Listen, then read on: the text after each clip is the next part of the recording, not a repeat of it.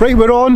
The sun is out. A couple of days ago, a friend of mine, Phil, came to see me and he had problems with his club face. His face at measurable position 1, so first parallel, was quite open. Too open for what we were trying to work on. Yet his hand position, his wrist position was absolutely perfect. So face was open, wrist position was perfect, and grip was perfect. What did we do to fix him? And how can this be incorporated into your game? You may well get into perfect positions at times, or perfect alignments. However, face doesn't quite match up with what the rest of the body's doing. So today we're going to look at that. It's going to be very quick, very simple, and of course achievable. I want to make sure that you guys understand what I was trying to give in this lesson, what Phil received in this lesson, and how it's relevant to most golfers.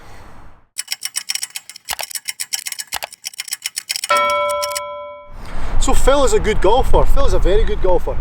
Came to me, problems at impact, face slightly open, losing out to the right. We looked at club face and why the club face was open and where it was open. So Phil took his alignment. He was a Eureka golfer, so he had his nice left stance, fantastic. Brought the club back to here, but when he got to here, to first parallel, the face was past vertical, verging on open. So at first parallel there, he was verging on open, far too open. Then of course as we got further around, it got more and more open as he followed the plane of the Eureka Golf Swing. So in address position, Phil was great. I looked at Phil's grip, very neutral grip, that was all good. We never really discussed grip because I could see how good his grip was, or how good his hold on the golf club was. So the club came back, we got to there, and the face was past horizontal, past vertical, sorry. And then from there, more open, back to open on the way down, and continued through.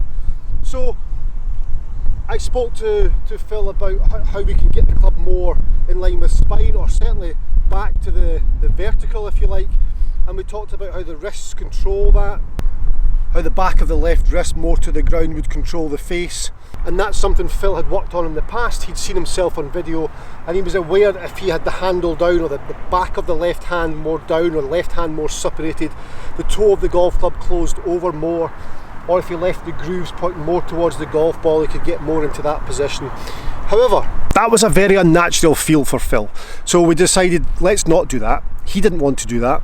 Completely agree, don't do that.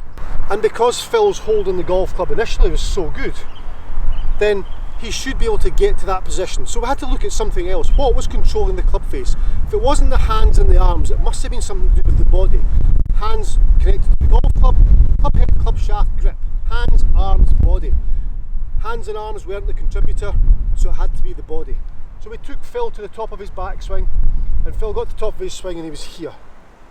So Phil's shoulders had got very level at the top of his backswing. Right shoulder low, not low as in that low, but certainly more level than we'd like to be. And that was a contributor as to why his club face was opening on the backswing. So the pitch of the shoulders were controlling what was actually happening to the club face. So it's a bit windy now, I hope you can still hear me. So Phil, what did we do? From this position here, shoulders level, club face behind parallel, or behind the vertical. So he would be here, there, great holding the golf club, but shoulders too level, and then come back down with shoulders too level, and of course face open. And what happens there? Well, face open, we're going to pop this somehow out to the right. That's a lost Pro V1. Damn, thanks Phil. The feeling Phil had to get, the sensation we discussed, was trying to feel as though the left shoulder scrapes the grass on the backswing. So address position, good, grip was good, feet are open, Eureka Golf Swing style. The horizontal plane of the golf swings in to out for Eureka. Left shoulder down towards the ground, feel as though the left shoulder is going to strike the ground there. So now you can see right shoulder is higher than left. Leading edge of the club is married up more with spine angle, or less behind, because we've gone from this position to this position. And then from there, if he could maintain the bends through impact, he would come back down through a position where the club face is much squarer, down into a nice right bend and impact, and then through. Much better, much more efficient.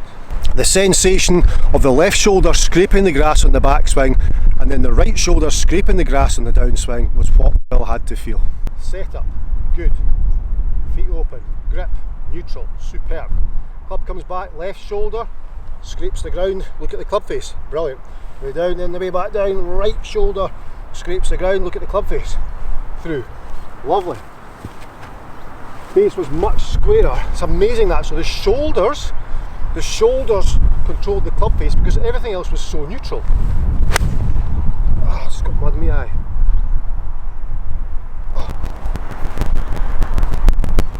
That was a bit funky, trying to talk and do all that at the same time. Shoulders controlled the face. Unreal. And that was only because everything was so neutral regarding grip, takeaway. So left shoulder went down, right shoulder went down. Face was much squarer.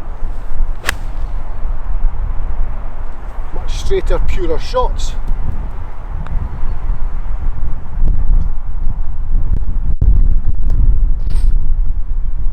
Again, Phil's feelings gone from this, to this,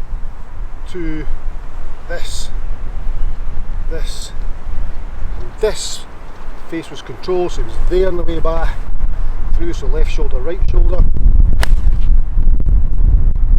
Really good shots, really good strikes. And he got it pretty quickly. But it was the theory behind it, was the understanding behind the fact that the shoulders or the upper body can control the club face, assuming everything else is neutral. If his grip had been really strong or really weak, then of course that's going to have a factor on the club face.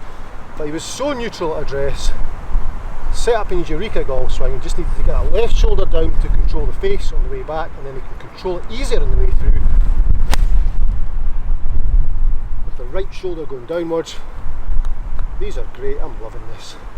When you film yourself, if you lose the ball to the right all the time, so we're using Phil as the example, check where your face is. When you take the club back and it's first parallel, is it square? That's okay. Is it open? That's no use. If it's too closed, that's no use either. So anywhere between the vertical and your spine angle is good. Anywhere in there is good. Phil was too far back. And then identify why. What is going on with your grip? Is your grip too strong? Too far round this way?